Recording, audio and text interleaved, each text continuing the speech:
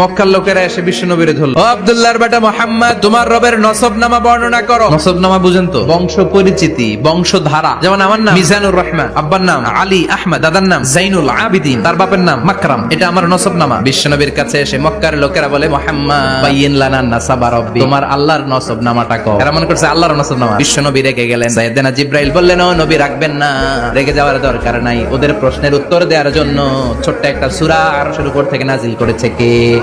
ও নবী, ওদের মুখের উপর আপনি শক্ত ভাষায় বলে দেন, আল্লাহর কোনো নসবনামা নাই, আল্লাহর বাবা দাদা কিচ্ছু নাই। আপনি পড়েন, কুল হুয়াল্লাহু আহাদ, আল্লাহুস সামাদ, লাম ইয়ালিদ ওয়া লাম ইউলাদ ওয়া লাম ইয়াকুল লাহু কুফুয়ান আহাদ। পড়েন সুবহানাল্লাহ। কুল হুয়াল্লাহু আহাদ। ও নবী আপনি বলেন, তিনি হলেন আল্লাহ, তিনি হলেন আহাদ, একক। আল্লাহুস সামাদ, তিনি অমুখাপেক্ষী। লাম ইয়ালিদ ওয়া লাম ইউলাদ, জন্ম দেয় নাই, কারো কাছ থেকে জন্ম নেয়ও নাই। ওয়া লাম ইয়াকুল লাহু কুফুয়ান